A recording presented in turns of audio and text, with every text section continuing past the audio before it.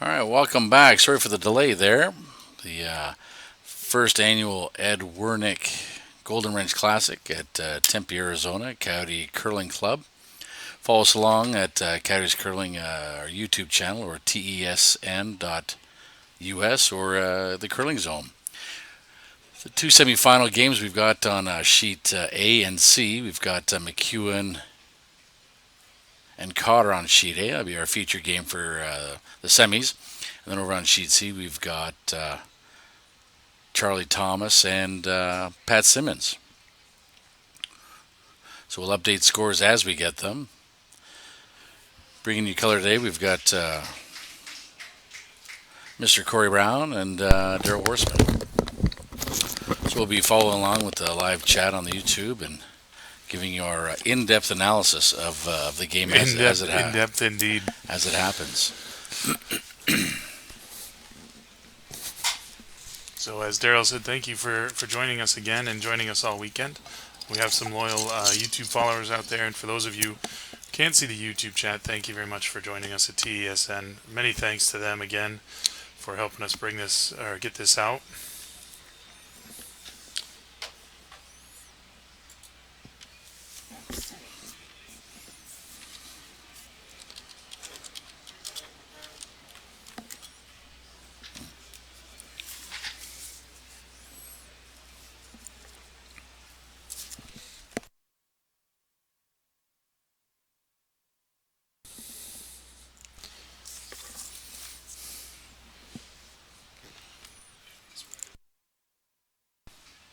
Right.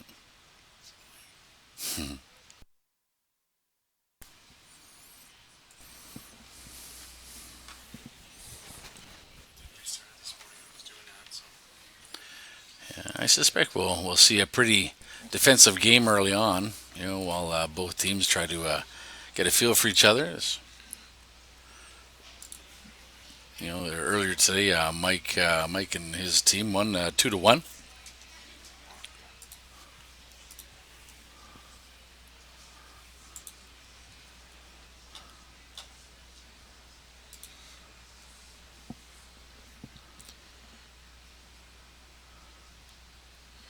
It was an interesting game I heard over on Sheet Z this morning. The McEwen battle was very patient playing by the McEwen team. Just kind of happy to blank for 4 ends in a row, if I'm not mistaken. Stole one, forced one, and came home with a hammer.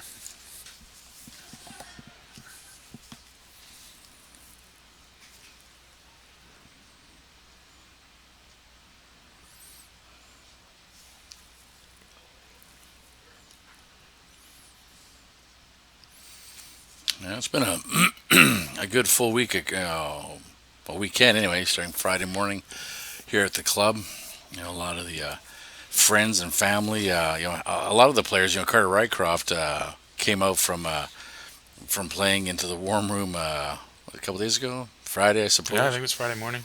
And he was surprised to see 4 or 5 cousins and aunts and uncles here that he didn't even know were going to be here, but they half of the families of these players winter down here. Yeah.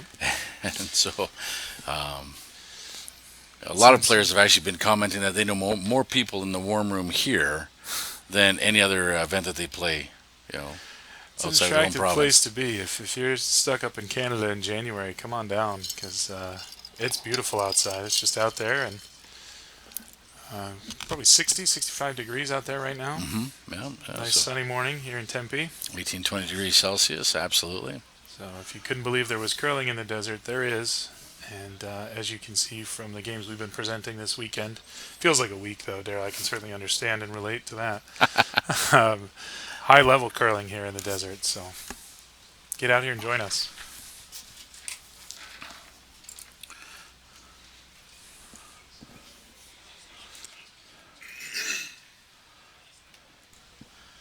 Yeah, nice shot. The Cotter rink's been playing a real good, solid game, and really consistent over the last 4 draws. I think this is a lot of these guys are using this as kind of a precursor to the provincials that are happening next week in their hometowns, and then obviously moving on to the with hopes of moving on to the Briars. So it's been maybe a couple sneak previews to Yeah, what yeah. we'll be seeing down the road here. That was we were mentioning at the bar this morning. Our first quarterfinal between Team Schuster and Team Simmons was a rematch from a World Championship. So Yeah, in our little club on our sheet of ice, World Championship level competition. So we're thrilled to have them and thrilled that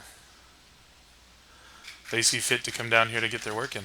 absolutely. Nice shot there by McEwen ring to clear that up.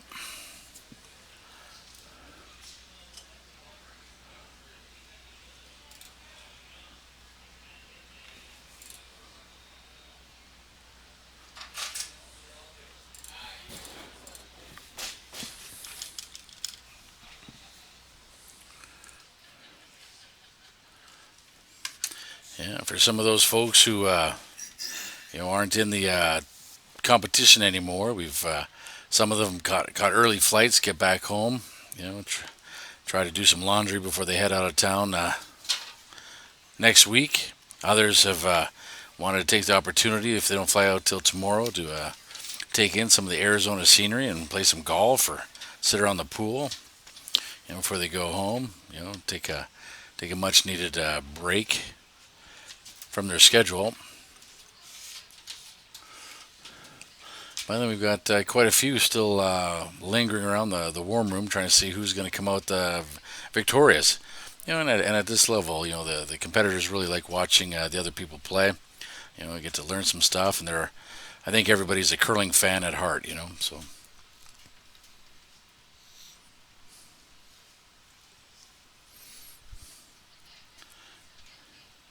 Yeah, so you see Rick Sawatsky there doing a little bit of a team meeting there with the front end. Kind of trying to figure out the team goal and end goal, maybe game goal.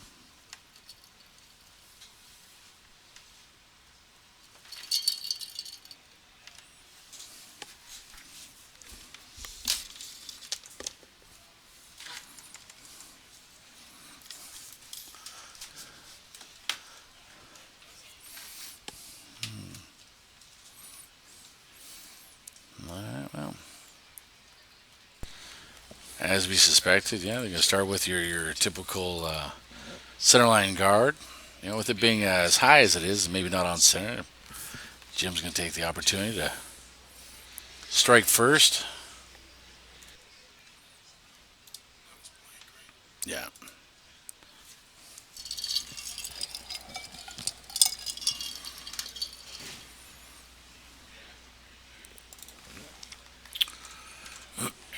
Yeah, you can see Mike wearing his toque and Jim wearing his.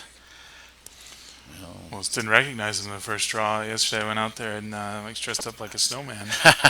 Yeah, yeah. We actually. Don't look like you do on TV. You look cold. Yeah. Yes. Typical mohawk he's got going on was kind of smooshed down, but we actually had interesting problem here in Tempe.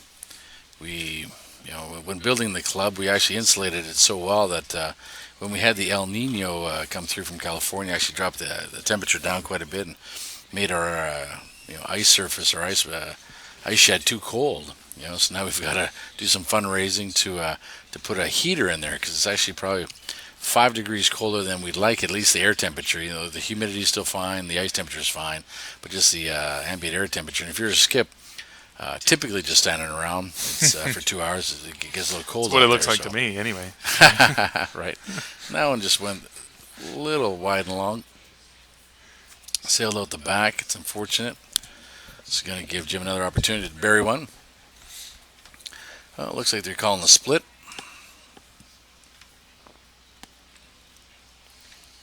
Good aggressive play.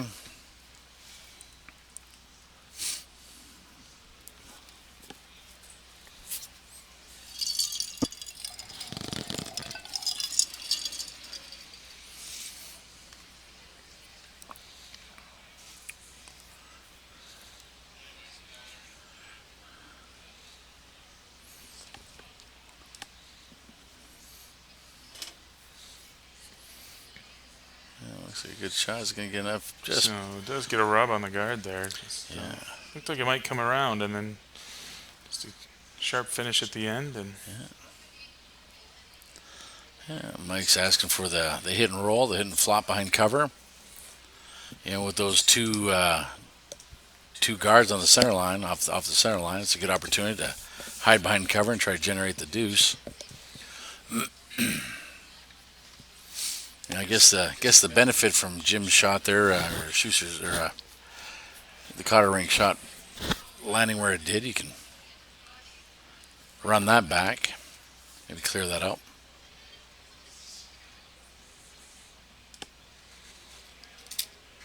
so pretty well executed hit and roll there. Peeks out a little bit on the other side, but see Cotter going to leave that one alone and just going to run guards now. So trying to run back that yellow one onto yellow, red, yellow, and maybe keep his in the rings there with cover.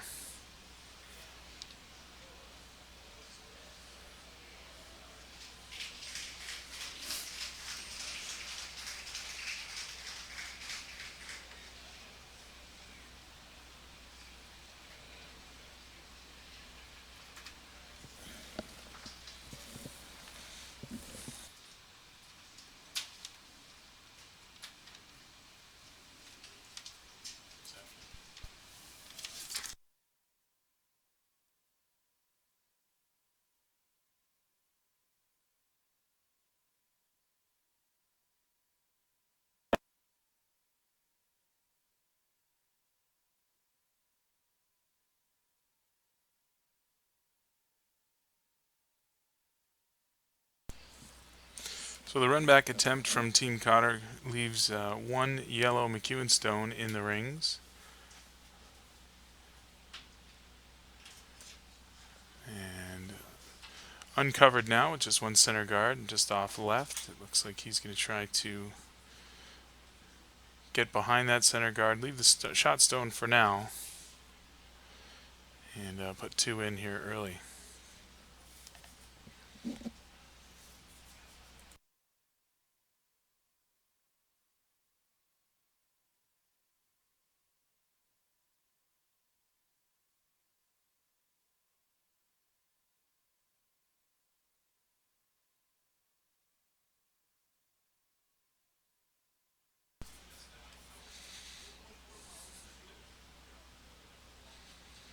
So just guard there. Shot was a little bit light. Looked like he wanted it in the rings, but comes up light. Does cover up that shot rock pretty completely, and you see Jim Cotter out to peel.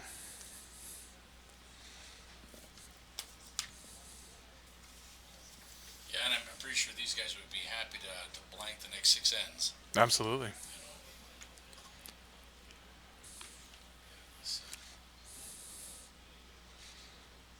Yeah, very patient curling going on out there.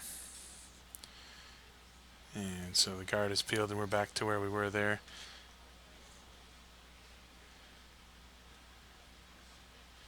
And it looks like Mike does want that guard replaced.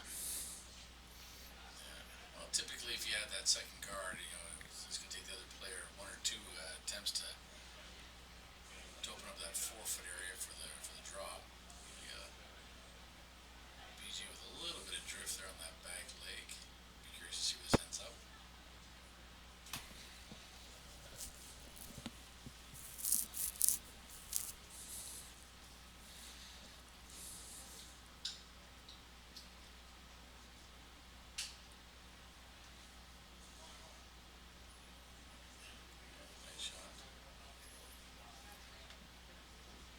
I think maybe just a touch heavier than they wanted, so it did get a little bit of an overcurl there, but still in good shape this early in the end, and with the hammer. Absolutely, and at this level, the long-time coach, Bill T-shirt out of BC, he argues that if most people think that a guard to be perfect has to be completely blocking 100% of the stone is trying to guard, but he argues that it has to be just fairly. You're not blocking that stone per se. You're actually just blocking the path To the stone, yeah. So even if it was a half or three-quarter buried, that would be, in his accessible guard.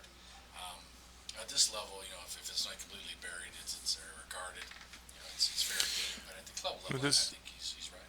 and I think with this, he definitely guards from the red run back. Now they can still get to the rock, and it looks like they're going to try to, but they can't run back that red one and leave it in the rings. Or it looks like they're going to try to go around it here.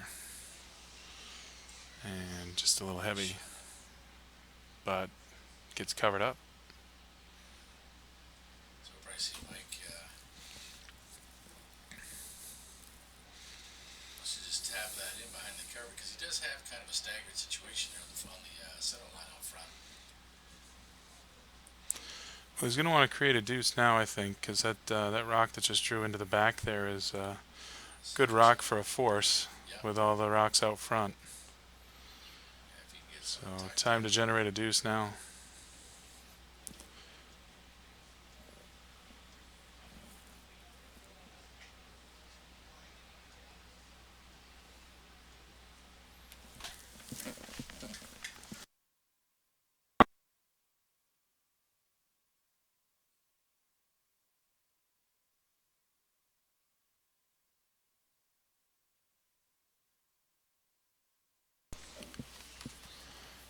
So it looked like it rubbed the guard just a little bit. Didn't quite get to the rings.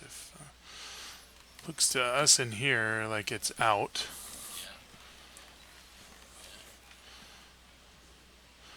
But it makes for a tricky draw path. It looks like this side has been a little goofy on weight for these guys. We've seen a couple heavy, a couple short. And see if they can draw that in to the 4-foot. Can you bring up the player information so we can announce who's playing without ruining something?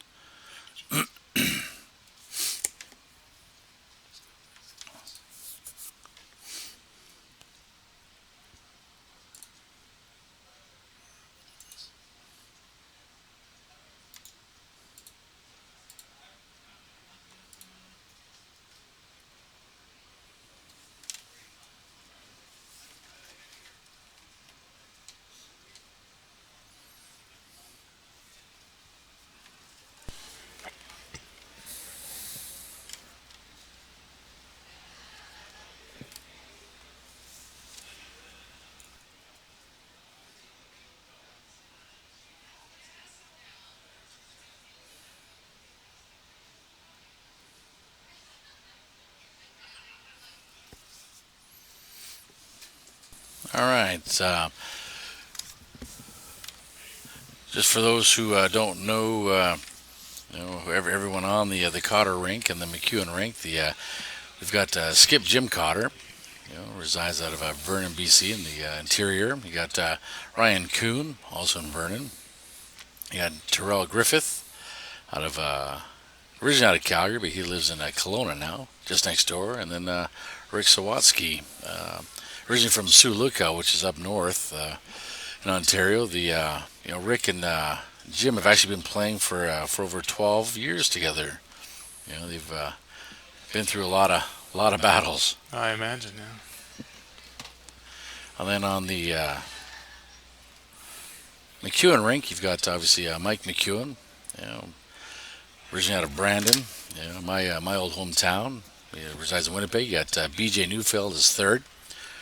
Winnipeg. He's a golf pro when he's not curling.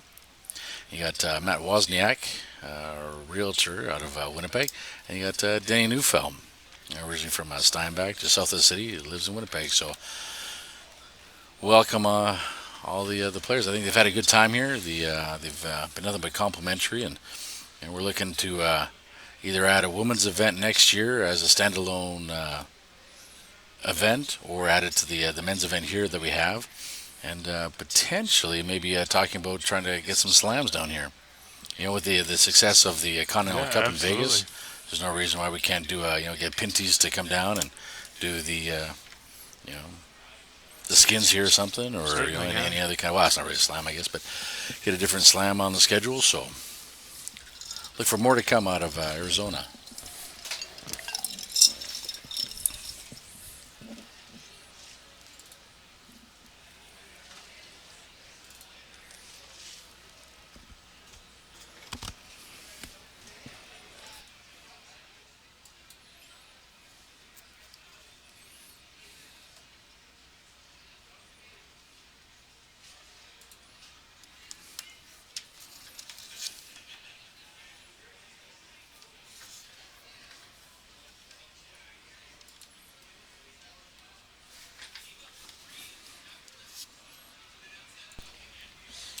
So a lot of conversation here before Cotter's first.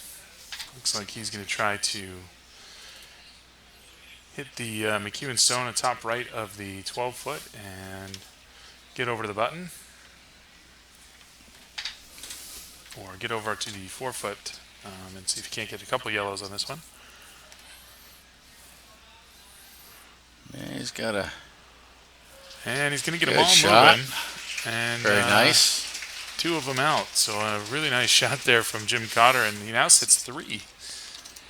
So the last yellow doesn't leave the rings, but leaves him with 3 stones in scoring position here, and it's like we're on our way to a force here. Yeah, nothing's ever safe. You know, you know, McEwen's probably thinking, okay, I got Jim in a little bit of a pickle, but then, with one good shot, it turns everything right around.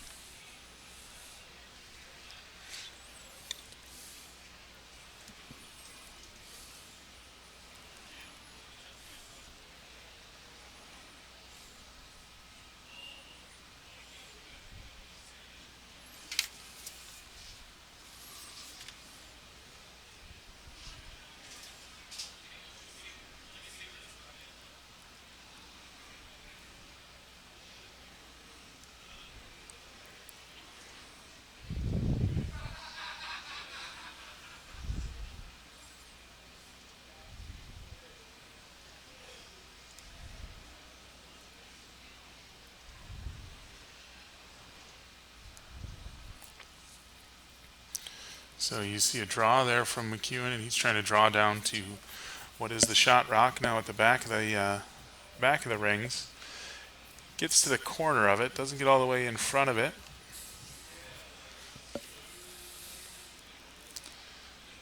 So it looks like Cotter's discussing a backline weight at that rock Mike just threw.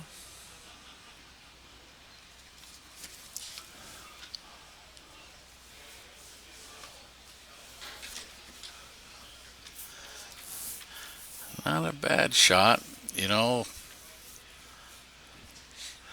Probably looking at a freeze here. Even if he comes down and hits that with any kind of weight and spills kills the yellow and the red behind the tee line, still just leave Mike an easy draw for the single. Mm-hmm. So I suspect they may want to try to put this maybe top of the button, just north of the center line, just to get Mike to think about a potential jam.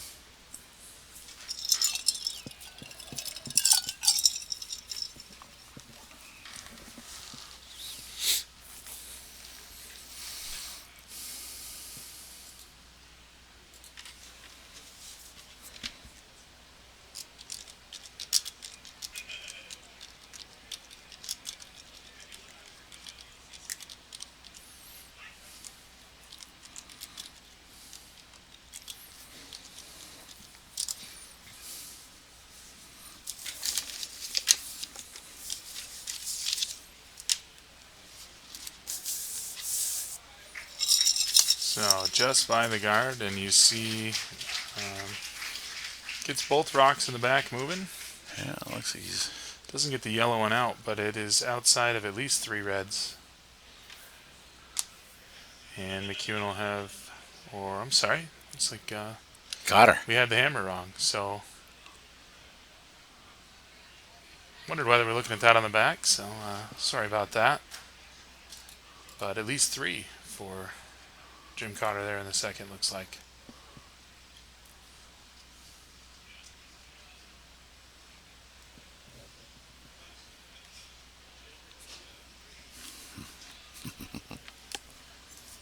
They say if you have to look twice, measure, right? So I think we'll see the stick come out here.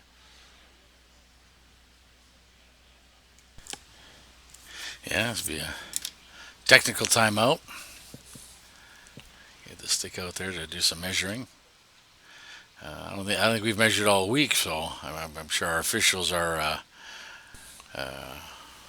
We've seen just the one that I can recall that we saw in feature sheet.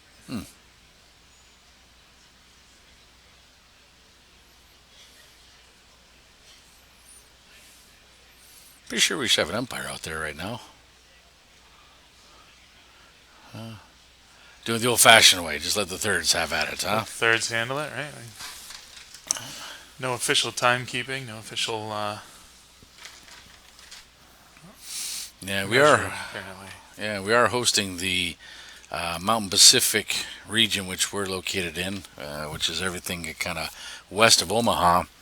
We're holding the mixed playdowns in a week or so, and then after that we host the United States Curling Association, um, The National Mixed the Championship. National Mixed Championship as well. Yeah, Now that's the logo that you've been seeing on the center sheets. yeah, At big state of Arizona. yeah. So we do have some timers in the back, timing these games unofficially, as Corey mentioned, just to get some practical experience. So they're tuned up and ready. So I didn't see didn't see an indication there, a clear indication of who they decided that would be. So we'll We'll get it from the scoreboard when we turn get you around. that in just a moment.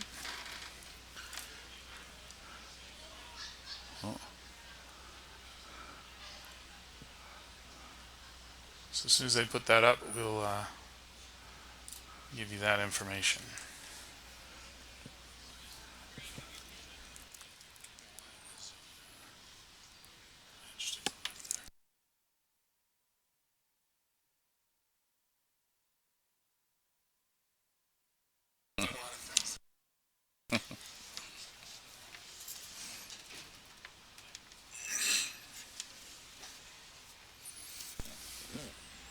So quickly, Cotter, as we've seen all weekend, without the hammer, going to the top of the 4 foot, and now with the lead as well. A good play there to go right into the rings.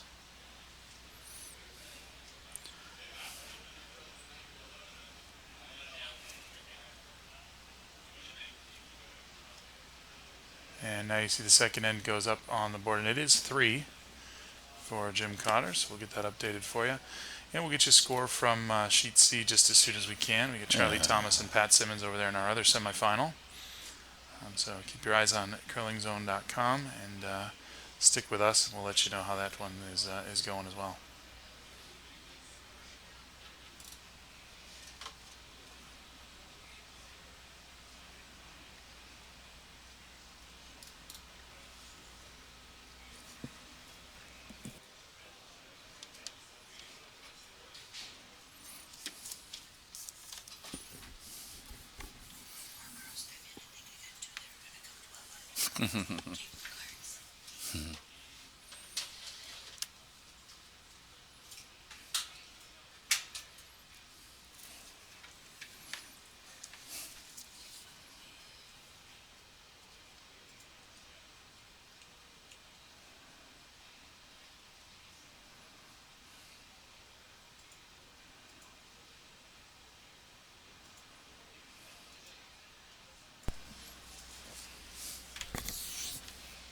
All right. Well, pretty textbook so far. So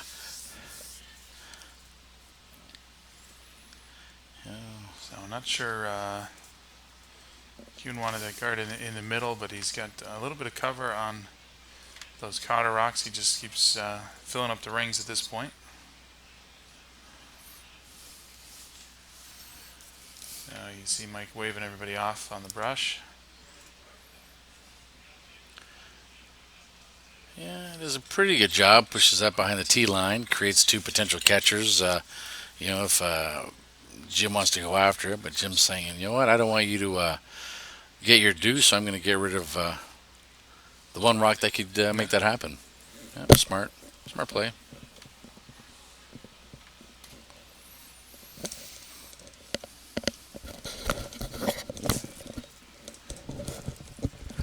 And it's being 3 up right now. It's the need for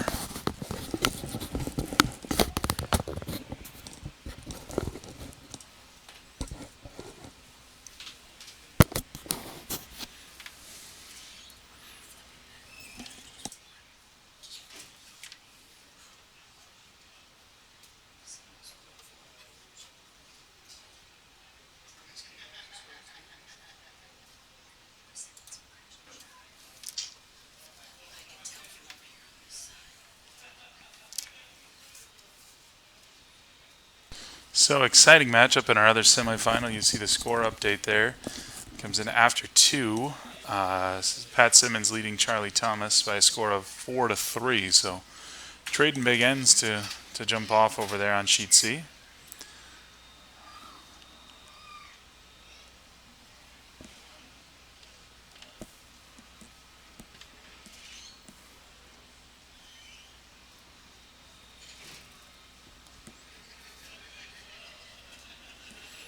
Interesting to see these fast starts, given the conservatism with which the quarterfinals appeared to be played.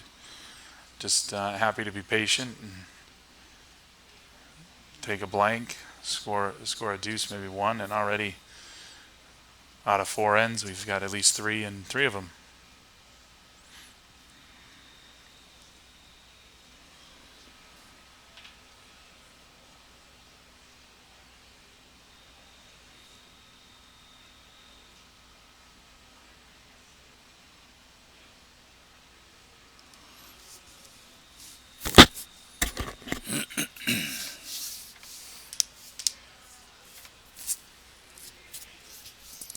Well, they're sweeping hard to get that over the line.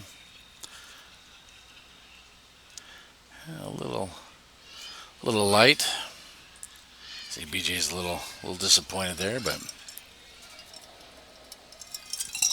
but being up 3 now, you can Cotter doesn't have to be as worried. He just has to he can afford to give up 1. Because if I give you 3 and I give you 1, and game's well in hand, so you'll probably see Jim just peel quite a bit of granite. Next, happy to give 1. 5 Probably ends. more than happy to give Mike a blank here as well. Just put more ends on the board. Yep, absolutely. Closer to the finish line. Yeah, at some point Mike's gonna have to come into the rings, but Be examining his options there. Maybe coming down on those reds. yeah, I wonder if he does a hit and roll with that. He's gonna have to be careful if he does any kind of play on those reds using that top yellow. If he leaves a potential double for Jim.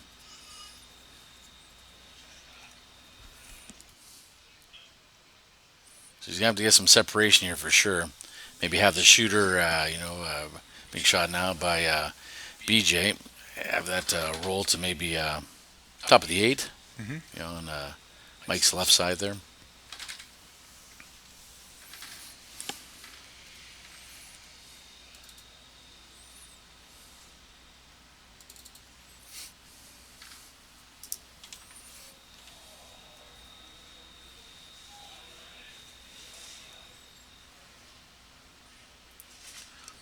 He's looking to freeze that. He doesn't want any kind of bump. It's just not a bad shot. A little bit of separation, but Yeah. the shot's stoned now, and it's going to be tough to remove. Without killing the red behind it for sure. So probably not too tied to that red rock behind the tee line is Jim Cotter, but looks like he's not going to bother removing that just yet. Going to remove the higher yellow one. Yeah. Wow. There could be that. Could be that yellow double. Yeah, it looks like he is with that ice call, looking at a yellow double here.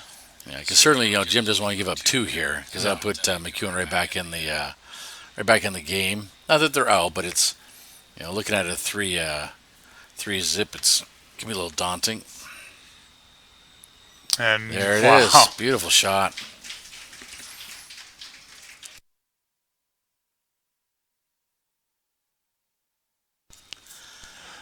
So just a great shot right there.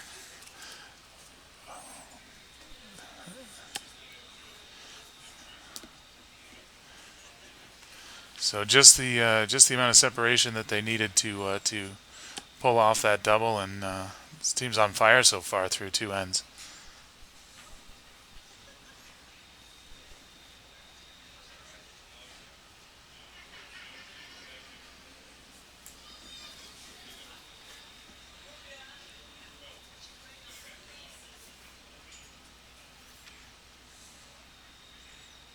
So McEwen going with the freeze on that stone again. Gets better lock, but Again, looks like Cotter's happy enough to lose a red rock if he can move out some yellow granite too.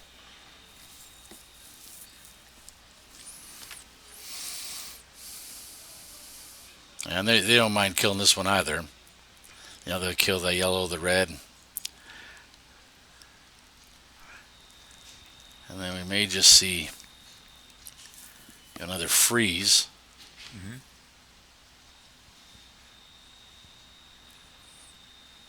So given that ice and his weight here, we should see some more rocks out of play.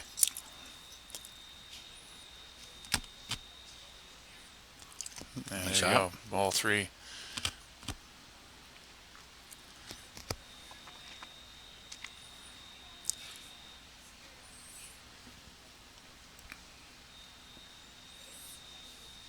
So after that double, looks like we're just gonna move to a blank here and pick up the rocks, reset, and Mm-hmm.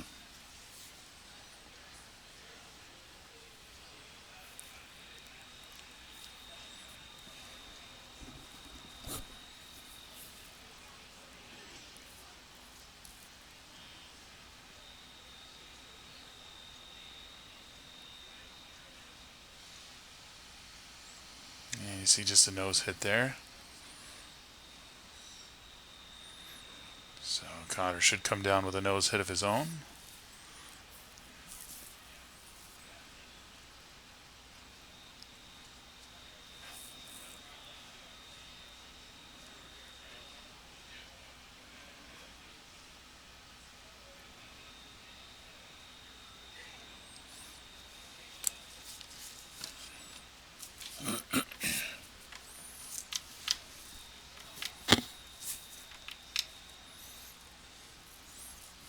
Yeah, there we go. Yeah, we're gonna blank this in and try again. Yeah, but really, sort of the shot of the game so far, if we were to pick some from TSN, would be that great shot by Jim, this first one, huh? Yeah, Jim's shot in the second end, and then Kuhn's double here in this end is just these guys are on fire. Yeah. So.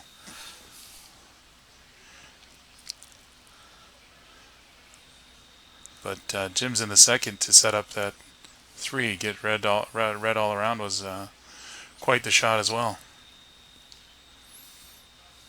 Oh, there we go. And he's going to get out of the rings there, so. Unfortunately, can't do the dramatic zoom to the button, but we will spin you around to see the other hack here, the other house. Let me see. Mike's body language a little disappointed. Yeah, I think he's ranked number one in the world, and he's playing a pretty good game so far. So let's see if they can get the guard set up and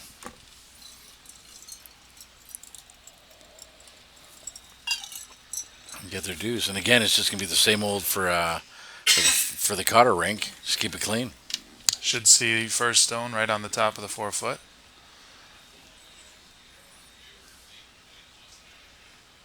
And clean up from there. Absolutely.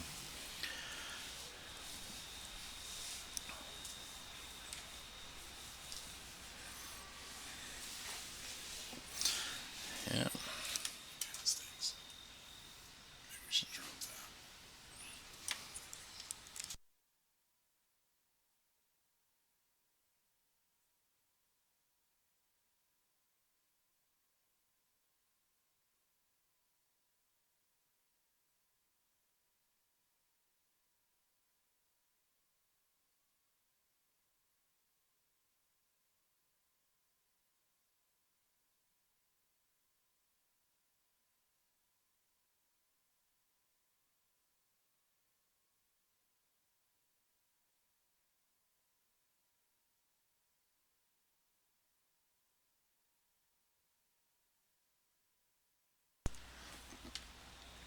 So you see first Cotter rock down to the button, a little bit heavy that time, gets on the back of the button, but Just looking to get some rocks in play, force the action here, and we'll see him start to clean up. But a corner guard for Mike as he's trying to generate some offense here, and actually turning toward the center a bit.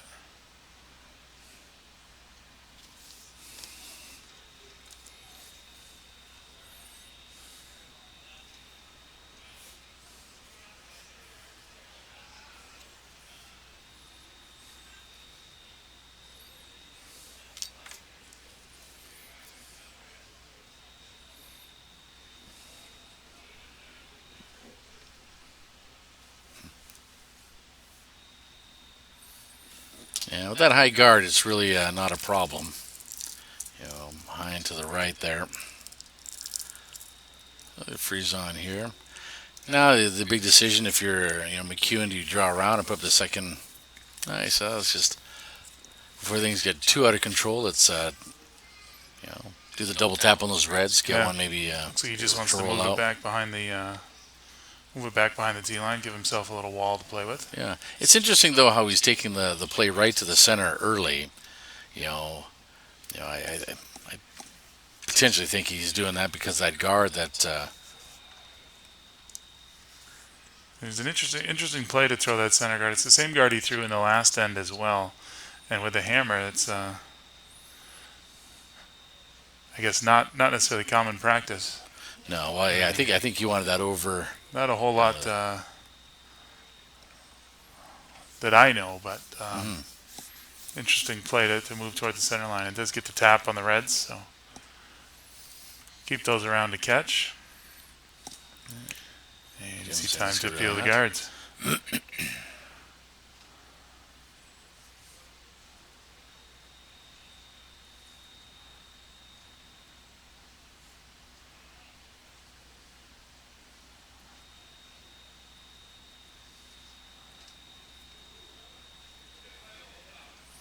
There we go.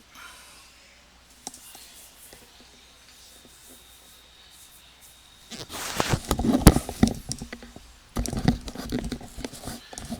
throw maybe a guard. Try the other side there since he does have the yellow rock just left of center.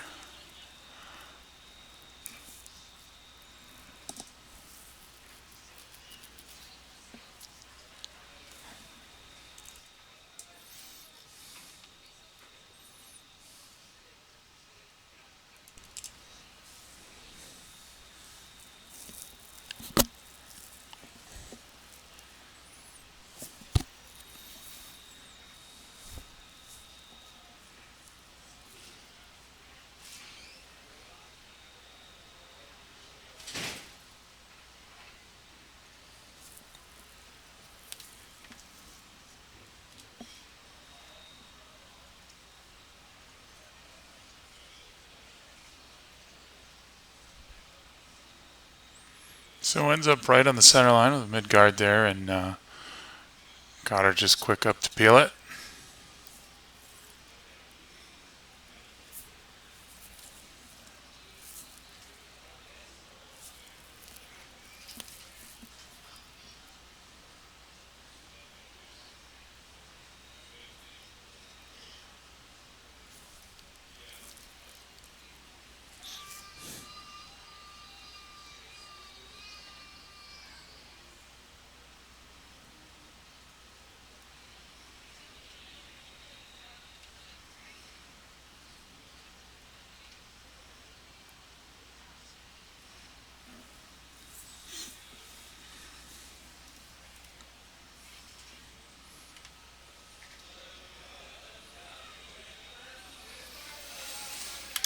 Yeah, for those in Arizona or abroad, you can follow all the curling action at the Coyotes Curling Club.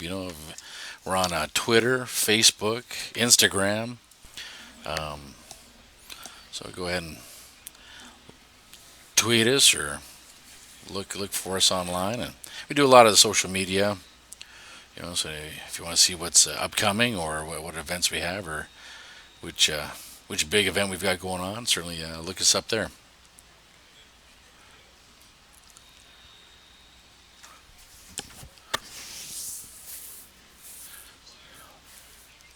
Yeah, McEwen's having a little difficulty trying to start, get the deuce set Yeah, up. certainly some frustration on that last guard. I don't think Yeah. he was very happy with the line, and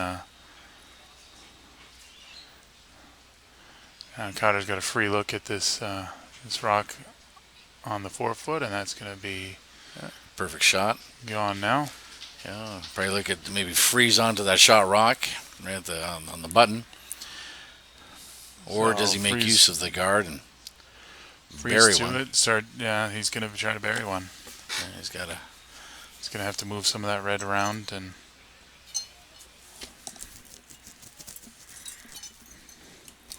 At some point, the scoreboard's going to have to dictate. It's going to force his hand a little bit. Yeah. Once we get into the latter ends. so he looks to be talking it over with BJ Neufeld. Let's see what he prefers as well. And looks like they're going to settle on just hitting that open red stone.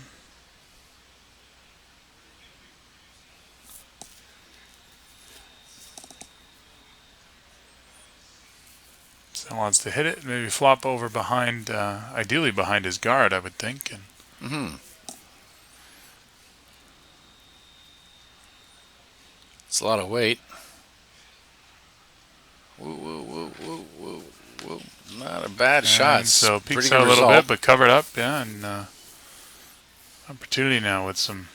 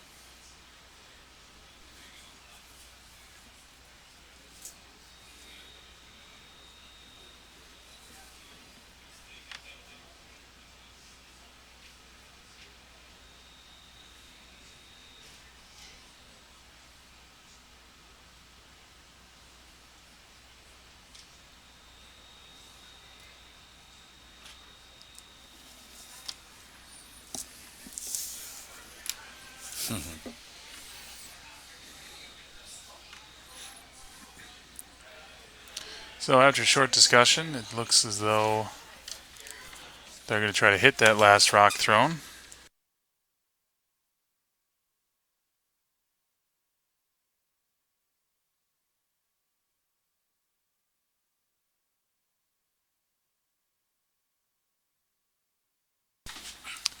So it looks like the run back is the call actually on this one. Ryan Kuhn came down to chat it over. They're thinking about a freeze and decided to try to run that guard back. Well, Kuhn's the man to do it, for sure. Great double in the last end as we saw, and maybe just a peel there. That works too. Yeah, this would be a good opportunity now for Mike to hit that shot rock and get some separation, maybe roll to the Flop over, try to split. yeah, for the far right side there. You don't want to leave a double for sure, else it'd be easy pickings. But I mean, stay right about the tee line and get to the other side of the forefoot. Probably gonna leave him in a decent position. I think so. Yeah. This is one of those shots, that seems relatively easy. Yeah, but if you don't get the line right and you nut it, it's a double. If you throw a little bit too heavy with the weight and you roll out, You hit the rock thin, your shooter rock's exactly, gone. and then So. you're in trouble. So it's And then it's an open hit to clean you out, and we're looking at a blank again. right. So and the only trouble I think is that you do have that red stone that's on the back 8 biting the 12. That could be problematic. Looks like he's going to draw on it. Just probably a freeze down to it. Interesting Shot choice. on the button. Interesting choice.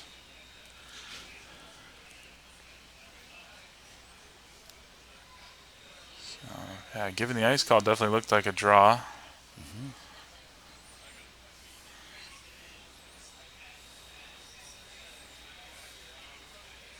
And got to lock that on there. So Matt Wozniak trying to get it there. Looks like that Over that's Denny Neufeld trying to get it down there. Yeah, it does take away the double maybe, because that yellow is gonna should jam on the shot stone, but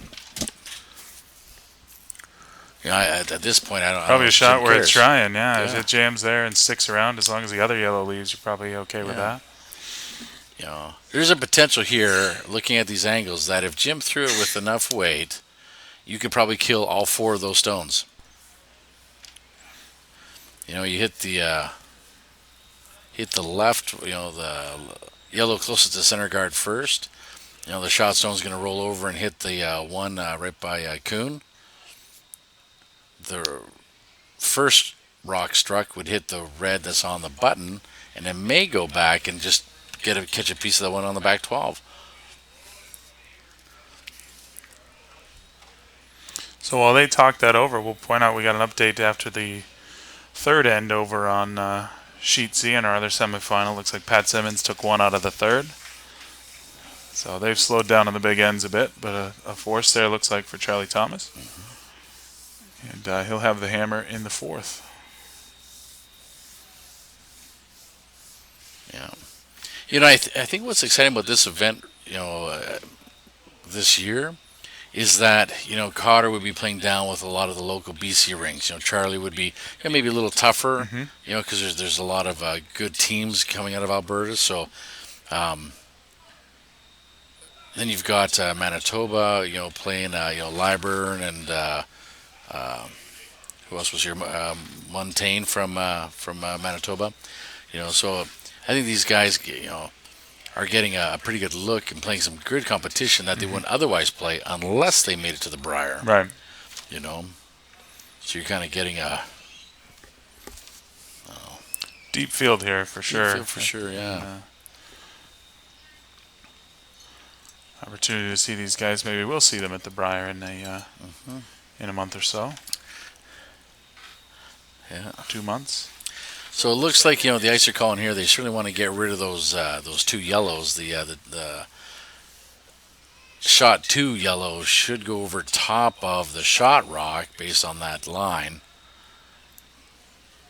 Let's see what Jim's got. Sort of right at that outside yellow rock, maybe to get a roll back and a touch. There you go, and he sticks around. Across the house and doesn't manage to get that yellow out. The yellow is going to be, unfortunately, I think it's shot 3. He's got that one right back in front of Denny, BJ. So it looks like it's third, potentially second, and I think they decided that they're number 2, so that gives them a hit and roll opportunity. But it'll be tough to get that stone all the way out and get a roll to the other side. Right. So it looks like they may just try to roll behind the yellow one that's already there. Well, I don't know. I guess if it was me, my money's on hitting that shot stone right of center. Kind of rolling it into that granite wall at the back and try to get on the left side of the sheet. Try to make a tougher double. But I'm in here, they're out there.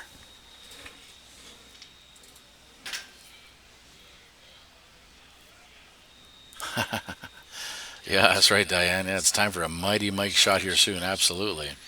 Well, he's got 2 rocks here in this end. We've seen some mighty shots from Jim Cotter, so definitely Mike's turn.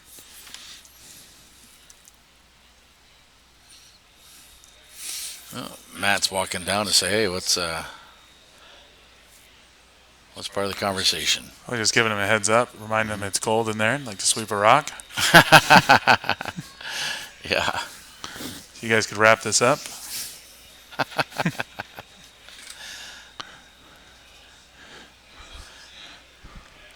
Yeah, we had Johnny Moe try to go look for some a toque and some mitts there. Was a bit unsuccessful to pick any up in Arizona.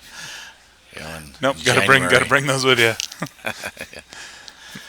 Well, next time you'll know, and I'm sure there'll be a next time. Yeah. Well, next time So, we'll have it not so cold in there. It'll be perfect. But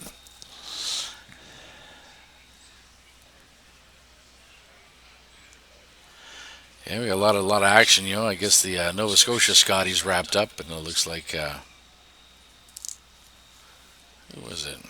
Brothers beat Marianne Arsenault, and then we've got the Manitoba Scotties happening as we speak. The semis anyway. Carey against I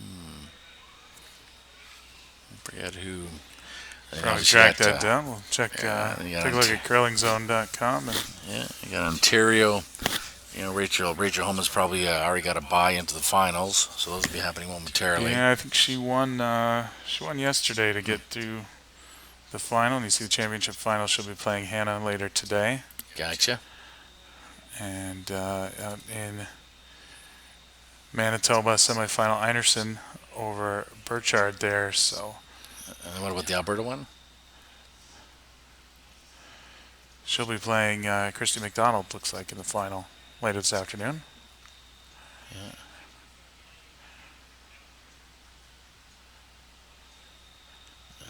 Naka.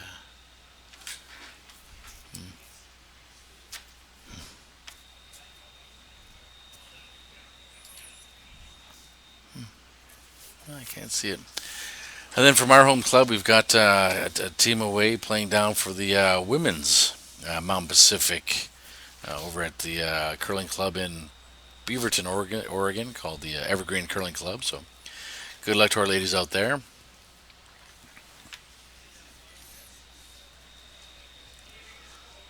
All right, good freeze there by McEwen. Jim's thinking he can still double that out. And lie 2 and do the force.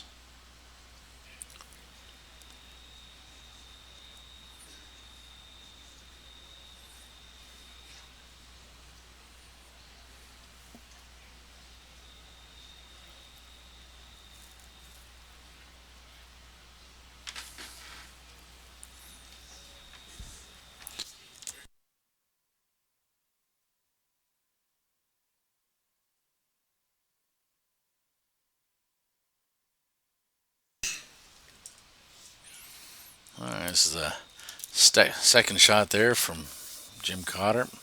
Looks like he's going to try to kill both those yellow. Smart play. If he can get all the yellow out, this is a force. Probably a force now. Just too much red in there, I think, to move it all out. But Ooh. Just a little. Looks like just needs to tap that and move it off the forefoot for a deuce here from Mike McEwen, and got a new curling game at the fourth end break. Absolutely. Or fourth end turnaround for us here, as it were. Yeah, that's right. Yeah, and it's I'm always appreciative or in awe or whatever. Players at this level that just have the patience. Mm-hmm. Not to try to force something and not try to do a too risky of a shot.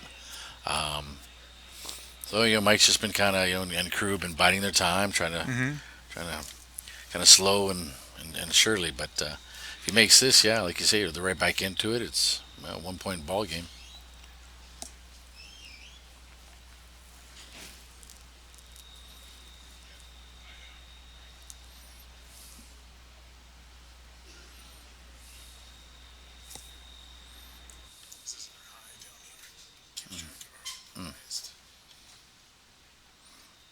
Oh, nice shot. 2 for McEwen. The boys there can breathe a sigh of relief. I'm sure, Jim and the guys would be like, gosh, a little bit of a momentum shift there. Certainly, okay. After they've been hitting those big takeouts throughout the first few ends. Right.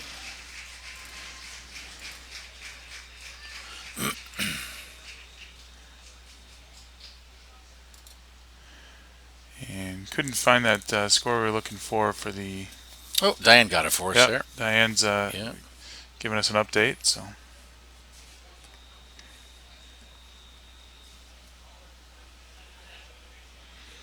So in the Alberta Scotties, the score we couldn't find looks like Carey against Kaufman, 7-1 now in the seventh end. Thank you, Diane, for that update and for being with us.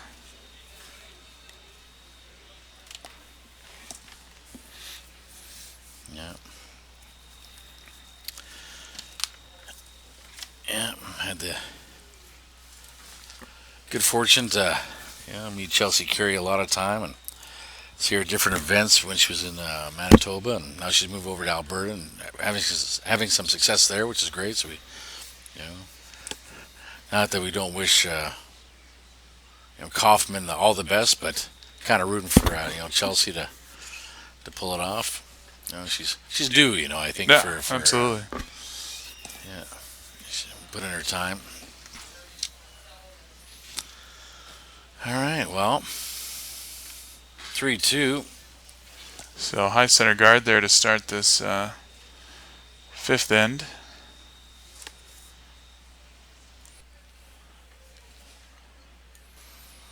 We'll be updating the Charley Thomas, Pat Simmons game here momentarily. We'll be able to get you an update there.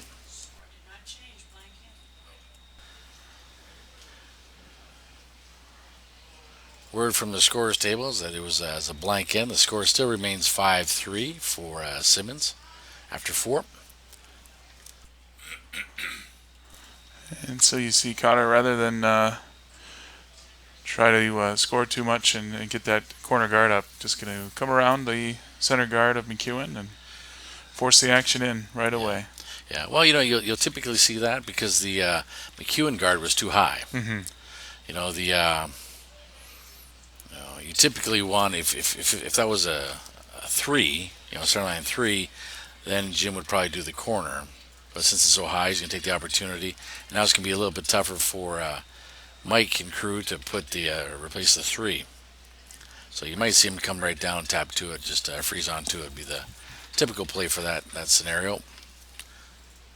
Oh. Looks like they're trying to see if Denny can throw an intern here. I guess Looks like the 3 guard you're talking about here that he's looking for. So zone 3 center guard. Yeah. It's funny. The Golden Wrench Classic is named for Ed Werenich, a great curler in the 80s and 90s out of Ontario. And Ed was quoted in the paper one time. Ed, why do you only throw out turns? How come you never throw an intern? And Ed was quoted saying, "It just wouldn't be fair." So he's a beaut. Eddie will be here today to congratulate the athletes and crown the victor of the first annual. Should be an exciting finish. Any 4 of these teams that make it to the finals are, certainly worthy. Certainly we'll have a great matchup for you as we do these 2 semifinal matchups. We'll have to try to figure out next season. I'm thinking of the TSN coverage. We'll have to go do go walk along the Tempe Bridge or go do some shots by the agave or the saguaro cactuses and show you guys the desert. Absolutely.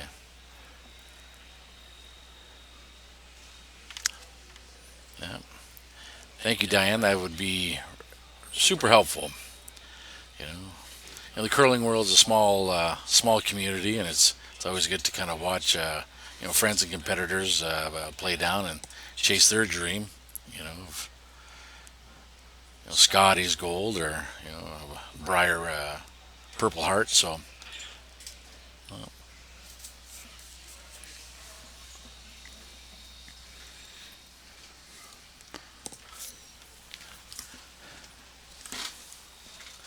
Again, McEwen kind of behind the 8 ball in trying to get the force on. And I think the way the Cotter rinks got their shots lined up, they're in a good position here to take 1 or 2 this end.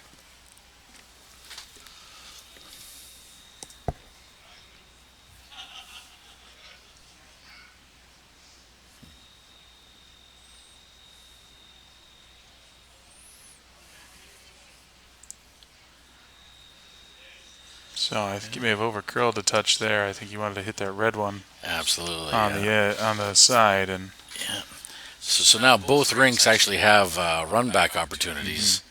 You know, or I guess a raise either the yellow red or red yellow combination. To Jim saying, okay, this is getting a little little too complicated. We got not even really a Christmas tree growing here. We got a bit of a diamond, so let's get that out of there.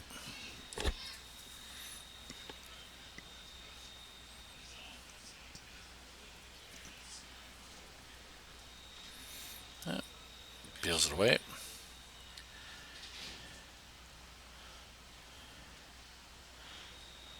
Mike's saying, let's just go ahead and replace that. He's going to try to run, Cotter out of rocks a little bit, while Cotter's peeling guards. He's not putting them in the house. indeed, yeah. So,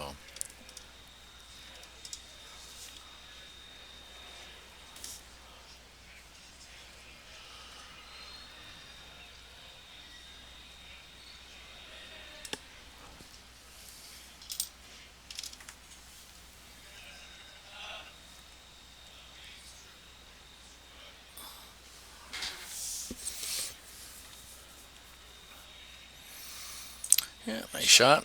Still high, maybe just a touch high, but at this level, you don't want it too close to run back and maybe be used as an offensive weapon. So, just enough to give Jim and Kuhn a good look at the yellow rocks.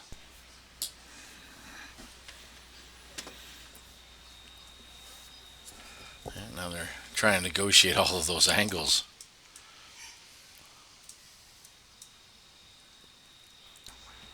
So an interesting assembly here of rocks at the front of the house. So just trying to figure out where everything's going to go if they do decide to hit something or maybe run that guard. I could almost see McEwen playing the intern hit and getting double of those reds. Yeah. Yeah. So at some point. But then if he does that, I guess the Cotter ring's they can return that favor with another double of their own with those yellows the way they're staggered. So kind of an interesting situation. I'm surprised nobody's decided to draw around and actually hit the pin yet. Yeah. Could be something. Cotter's still got one there, so it could be something he's thinking about as things progress. Maybe a lot of chatter going to peel that guard, and we hope for McEwen to put another one back up. Well, like you said, maybe try to double off those reds and see where we end up. But yeah, it certainly should be there. And sit 3 yellow rocks at the top of the house. That's a good shot. Rolls it far enough away not to be a problem. Yeah, so Mike's going, is this the time or do we throw one more?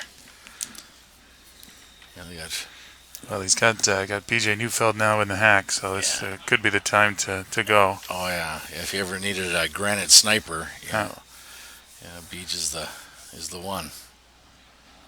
And after some consideration, it looks like he may want another guard.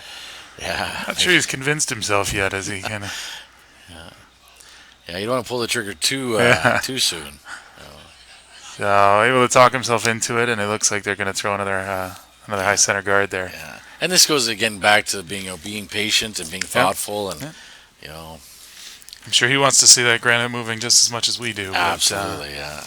Well, there's another saying in curling: a well played shot doesn't mean bleep, if it's the wrong shot. So Indeed. No matter how clean and pure you release it, if you needed to hit to play a hit and you actually do a guard or vice versa, it doesn't matter. Yeah, it's shot selection always beats out the look of it. Yeah, here we go. It's got a finish. Interesting choice.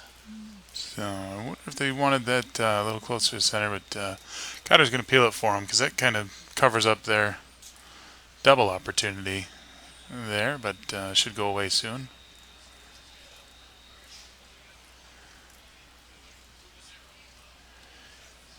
And a good angle now probably to get some of the yellow off the rings too. Yeah, Using this one. Yeah. They're not angling anything back into the house. No, it They looks just like a straight peel here. Yeah. Well,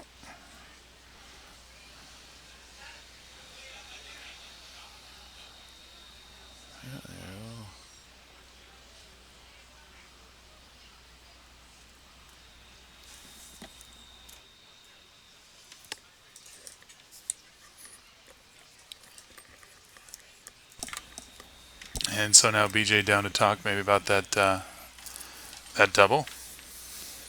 Yeah, you're running out of rocks.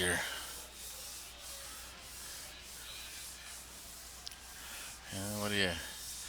And everybody's got so if you have the hammer, you're trying to, score two or a blank. If you don't have the hammer, you're trying to force or, blank, or maybe steal. But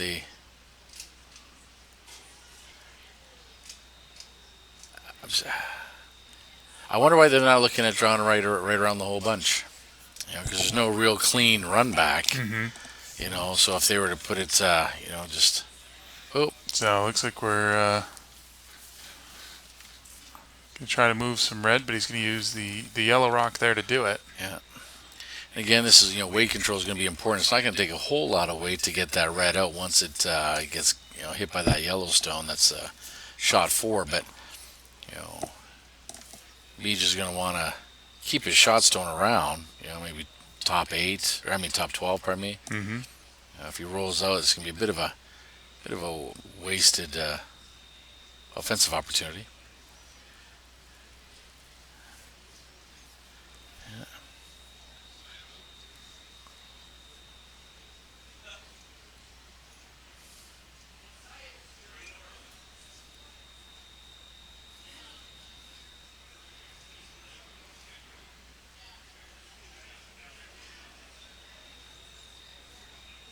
Hmm.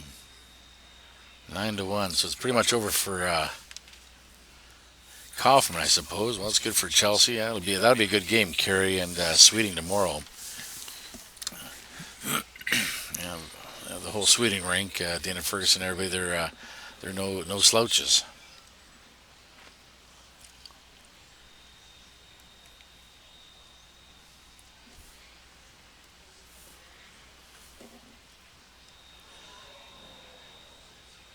Well, there's. I don't think Jim can double out those two yellows that are hugging the center line without getting a piece of his shot stone, but.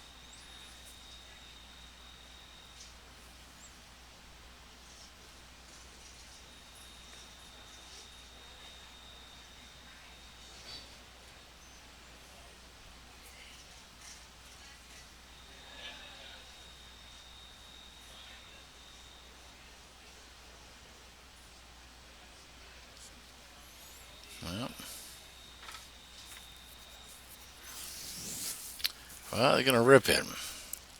And I guess if he kills the red that's shot, that's okay too. Blanket, hold on to the hammer, but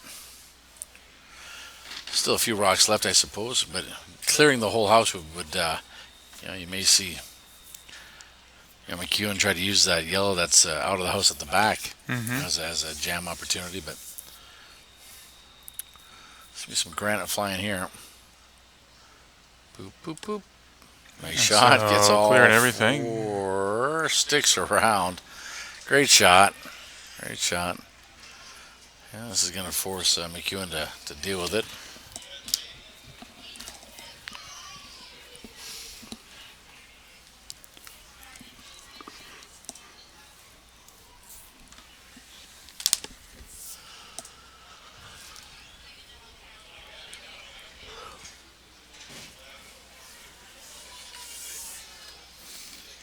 looks like they're going to hit that one out there.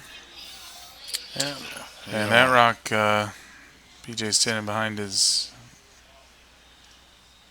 not in problematic. play. He can go ahead and remove that one. So it certainly looks like it's touching the black, and that would be out of bounds. So interesting they leave that one sitting there. Hmm.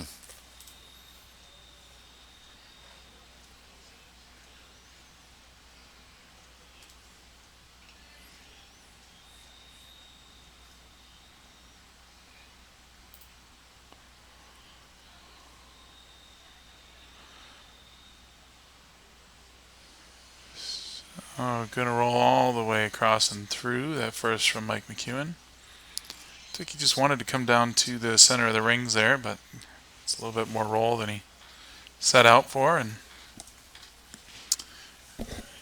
clean sheet again.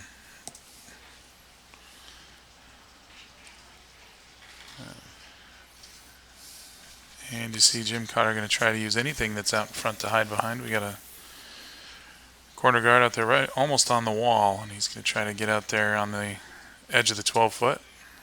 And again, not a whole lot of curl. Look at that, mid-8 to try to get out there. I'm sure ice makers are watching this going, what the heck? They've been scraping and pebbling between every draw and working hard to make sure these guys have as close to slam ice as possible.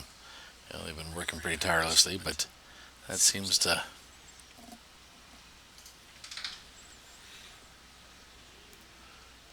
I wonder if their scrape pattern today maybe affected that.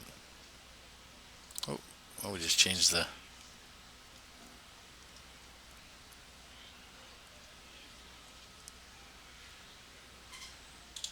So looks a little heavy and is not going to get all the way out there.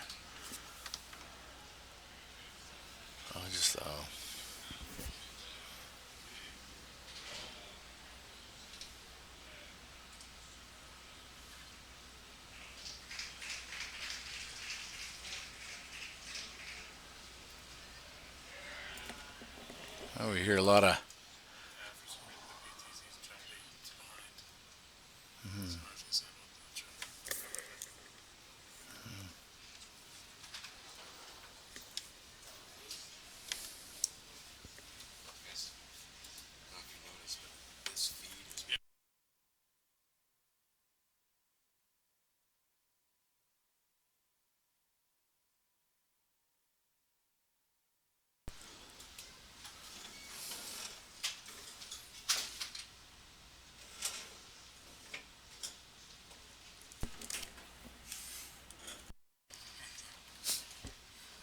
It's funny.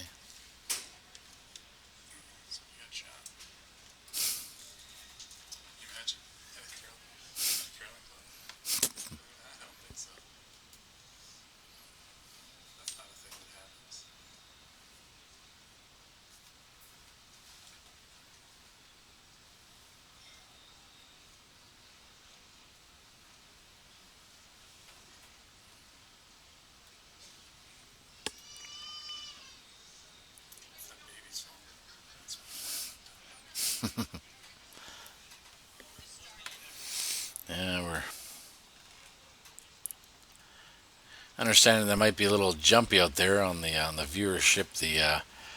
We apologize for that. In the control booth here, it still seems pretty smooth, but actually, when we use YouTube, we actually have to transmit all of the information to California to Google, and then they bounce it back to us, and they actually kind of look for anything that's copyright.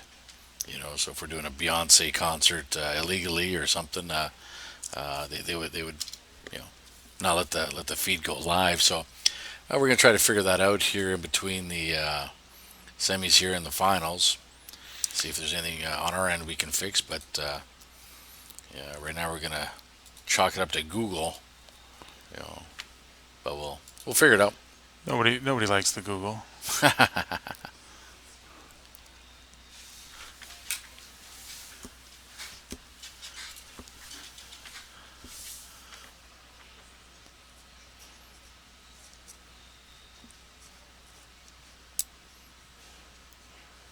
So just tried to refresh the camera there. Hopefully, There's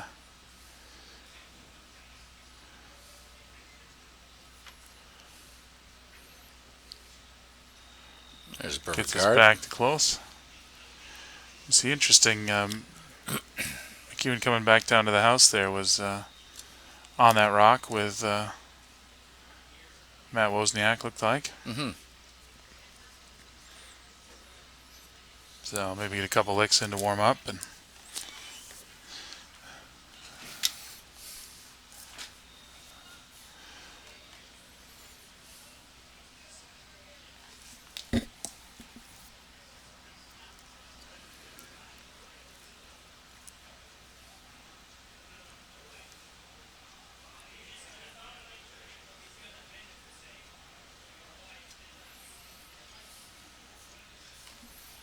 Yeah.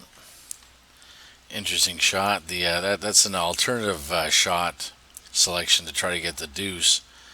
By just putting it out in plain sight. That's an easy way to distract an opponent from their game. So you don't see it often. thank you, Diane, for that link on the Sportsnet link. We'll check that out certainly between now and the finals. Take a look at the schedule for today.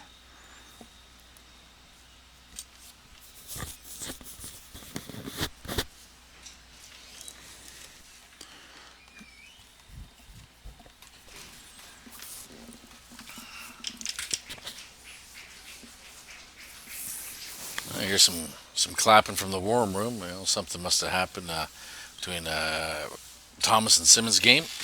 Pretty big game on Sheet C that going on out there. So we'll get you some news on that just as soon as we have it. And sorry for all the Charley Thomas fans out there. We featured Simmons earlier on against Team Schuster, so we don't want to go back to back with Simmons show. So Charley's been playing well this weekend, so good to see him in the semis here. He showed him. We had him on a feature yesterday, I think. Yeah. So he's got to see him. I don't think he was on there long. I think he made quick work of that game, but we did try to get him out there too. He just didn't cooperate by being too good. It looks like Charlie just came off of a hunting trip. He's got that long beard, and he's got his toque. It looks like he put a 30-06 on his back. He looked like a real voyageur.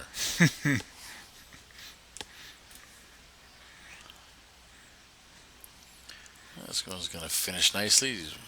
Again, you want any kind of separation. Nice little freeze, perfect. Well done, nice shot.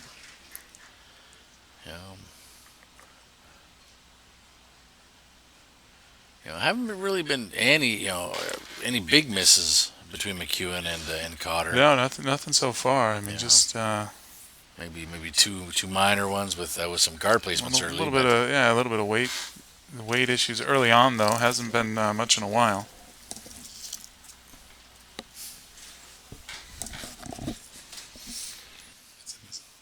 Mm-hmm. Time to. I'd like to see Mike replace that centerline guard again. Yeah, run back attempt there just gets the top guard, so probably wants one back. We're gonna try that draw again.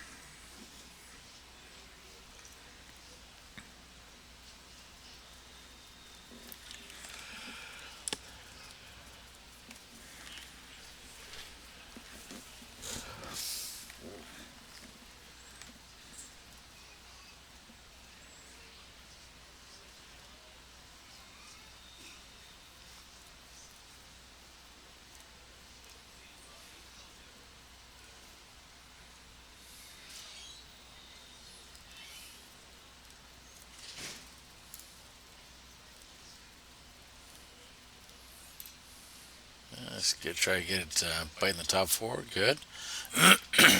Probably want that just a little bit deeper, but it does do the trick. If they come down to it, they're going to miss all of the rocks behind the tee line. So it's good. And it does cut off the draw potential, for the Cotter ring. So that's a good shot. Try trying the run back double here again. Try to get those yellows out of the way. Yeah, just slightly off the line of that yellow guard, so good hit here should take care of all of that. Sure. And there you see, touching only but jams the yellow shot rock, so leaves 2 yellows back there. Interesting. So that's a natural double just sitting right there.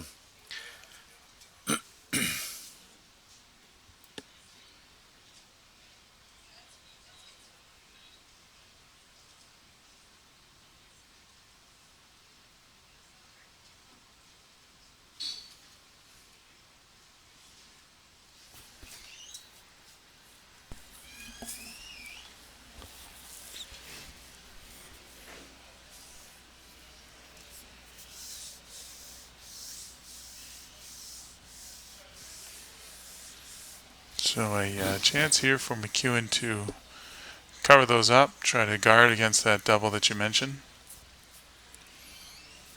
Put some pressure on Jim Cotter here.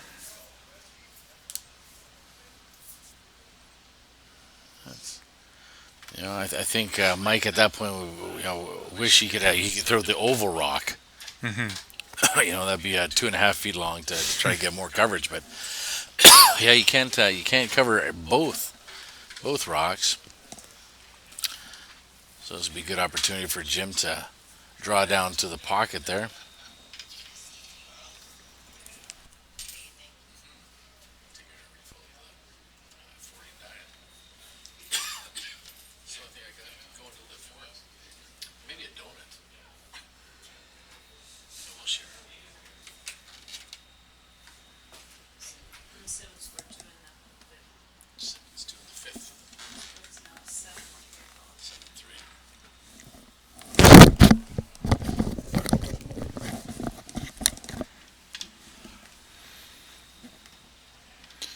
So word on the clapping from the warm room. We have 2 more for Pat Simmons. Scores now 7-3.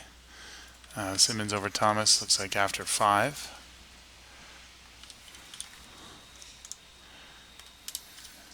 Yeah, so depending on what happens in the 6th, then there may be some shakes potentially. If Simmons steals or Thomas doesn't get his deuce. That's a good shot there by Cotter. Freezes down to the shot stone. Still a tight race here in sheet 8 against Cotter McEwen.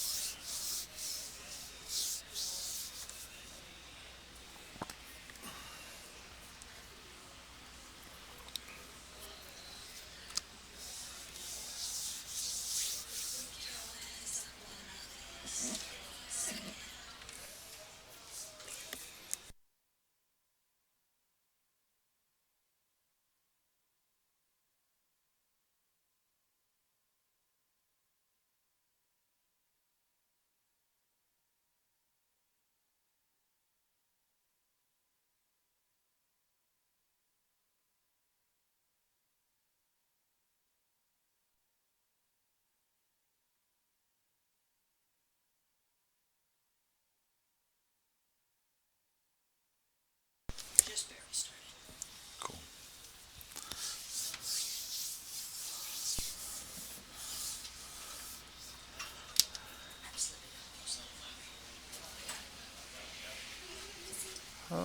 That one looks like they're either over curled or.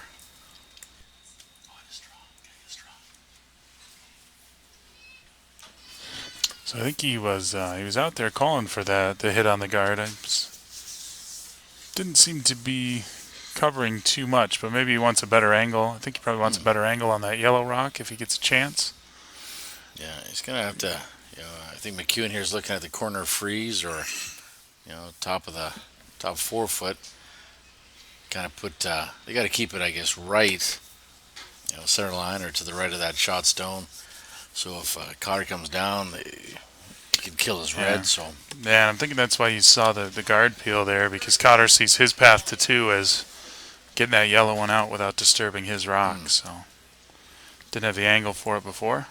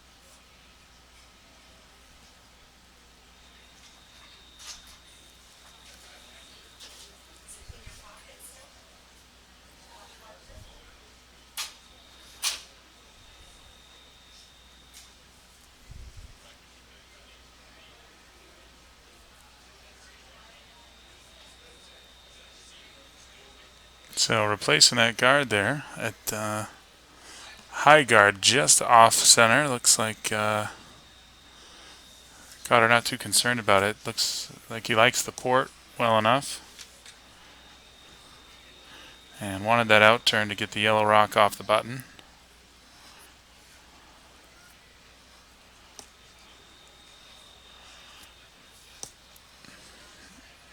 And looks like they're lining up a double, being able to come at it from this way.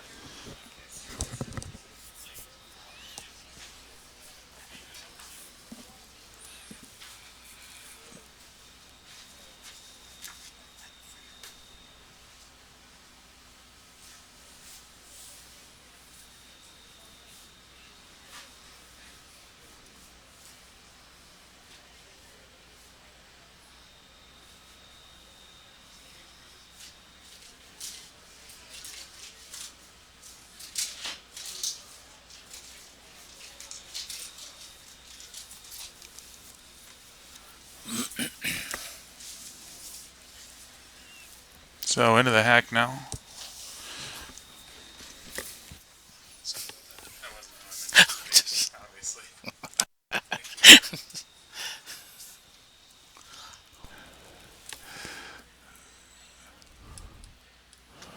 So through the port, okay, and gets his double. So Jim Cotter stays hot through the in the hit game here.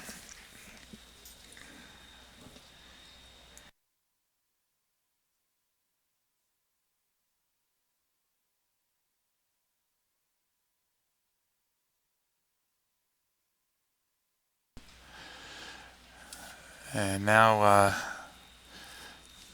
set himself up for a chance at a deuce here. With one red rock on the forefoot and backed up there by yellow. Yeah, and that's a. If you're Cotter, are you looking at that? The hit through the port. Between those two high red and yellow guards. For your deuce. Or do you? Or if you're McEwen, do you just try to draw around and kind of get center line top of the button? I think they're trying to look at that same port to see maybe. The only danger with that though is if you hit that red, you kill the yellow, and if your shooter rolls to the not to the right spot, you might be giving these guys. Well, there's a good chance you come through that port and hit like that, like you say, you're going to spill everything, and with that red biter up at the top left, that's you might just danger. Be handing him to. Yeah, I like Matt's idea here, putting that top of the button, force Jim to draw. Yeah. And if you get it on there and you get it buried behind your guard, yeah, he's got to draw to a really small area if you're touching the button.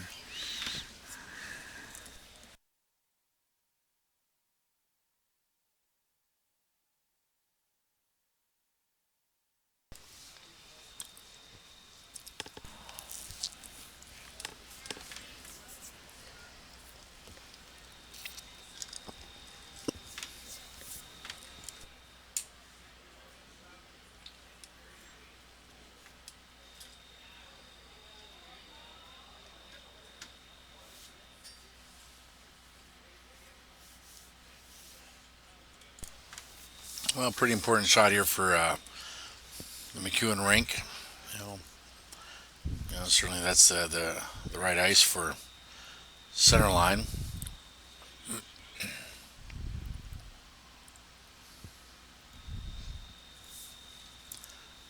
Makes final shots away.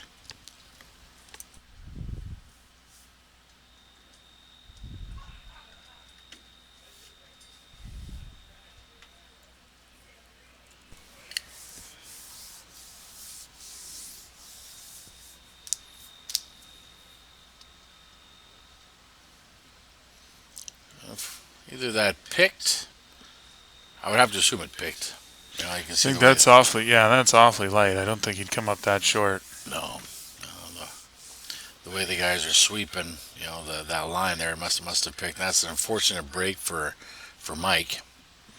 And interesting here that with the last rock, rather than try that in-turn draw that we just saw Mike try, Cotter's going to come back through that port. Mm-hmm. Just try to nose tap for two. Yeah. So likes that better than an intern draw at this point. Yeah, I guess it comes down to player preference. Yeah, just saw that line, knows that port. So Jim's still a little old school in his delivery with the lift, but if it works for him, right? yeah, so far so good. Certainly this weekend. And there you go, right through for the nose hit and a deuce. 5-2 after 6. Well, and they're shaking there from the McEwen rink. Cotter's going to advance.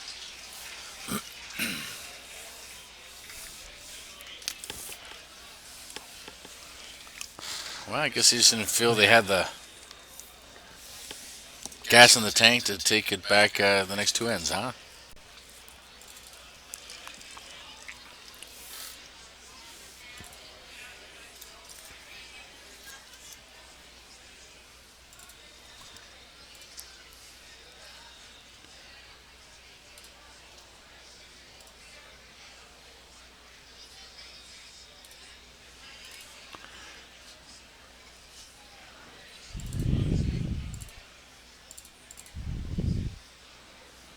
So that'll do it for our semifinal coverage. No curling over on sheet C either, where Simmons took that one. So we'll have a final for you at I think 2 o'clock. 2 o'clock, yep. 2 o'clock here in Arizona. We're going to have Pat Simmons against Jim Cotter in the very first Ed Werenich Golden Wrench Classic Championship. So Absolutely.